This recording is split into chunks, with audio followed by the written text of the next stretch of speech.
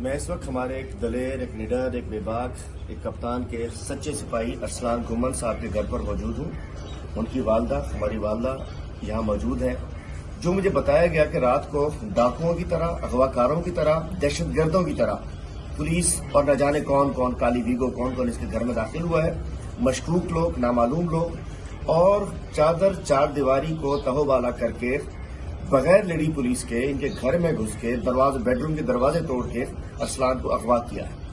میں کہنا چاہتا ہوں اب جتنی گھٹیا حرکتیں کریں گے آپ بدنام ہوں گے، آپ بے نقاب ہوں گے اور آپ کے یہ مکروہ چہرے سامنے آ جائیں گے. مطلب کیا تھا ارسلان نے، اور اغوا کیوں کرتے ہو؟ سیدھی پولیس لے کر گئی ہے، کوئی کیس ہے، کچھ ہے تو بتایا جائے.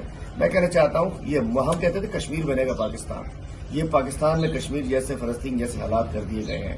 ذل شاہ کو قتل کر دیا جاتا ہے، اعظم سواتی کے ساتھ کیا ہوتا ہے، شہباز گل کے ساتھ کیا ہوتا ہے، فواد چودھری کے ساتھ کیا ہوتا ہے، اس کے عمران ریاض کے ساتھ کیا ہوتا ہے، جمیل فاروقی کے ساتھ کیا ہوتا ہے، ارشد شریف کے ساتھ کیا ہوتا ہے.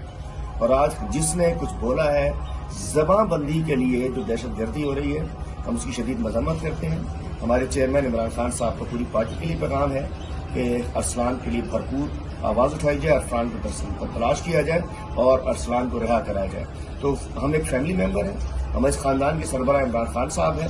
جیسے آپ اس گھر کی سربراہ ہیں، پی ٹی آئی فیملی کے سربراہ عمران خان اتنے ہی پریشان ہیں، ایک باپ کی حیثیت سے پریشان ہے جیسا آپ ایک ماں کی حیثیت سے پریشان ہیں. کوئی پیغام دینا چاہیں تو آپ دے دیجیے. ہم پوری پارٹی ساتھ کھڑی ہے اور انشاءاللہ خان صاحب وہی، نہ آپ کا بیٹا دہشت گرد ہے نہ کوئی کرمنل ہے، اور انشاءاللہ مقبول اور مضبوط ہو کر آئے گا، جلدی آئے گا اور اب ہاتھ بھی نہیں لگا سکتا. میرا بس یہی میسج ہے کہ میرا بیٹا جو ہے وہ دیکھیے حق اور سچ کی بات کرتا تھا، کسی سے ڈرتا نہیں تھا، کھل کر بات کرتا تھا. جب اسمبلی میں جاتا تھا کھل کر بات کرتا تھا. اور ابھی رات کو جو کیا ہے، دیوار جو پھاند کر آئے ہیں پولیس والے، اور 20 سے 30 پولیس والے تھے، ساتھ ان کے ایک ویگو تھی جو باہر کھڑی ہوئی تھی، اس کے بلیک شیشے تھے.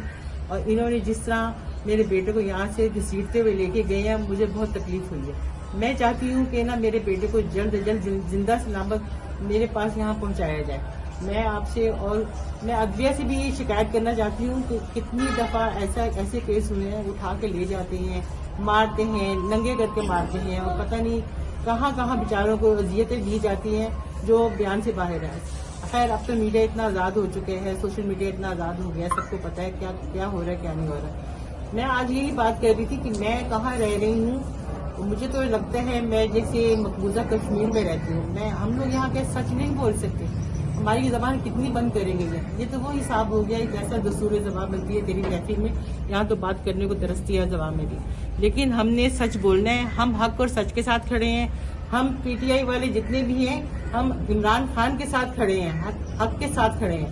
اور مجھے آپ لوگوں سے یہی امید ہے، اور یہ سب میرے پی ٹی آئی والے بیٹھے ہیں، ان سے مجھے یہ امید ہے کہ میرے بیٹے کو جلد بازیاب کروا کے لے کے آئیں گے اور وہ ہمارے ساتھ کھڑا ہوگا.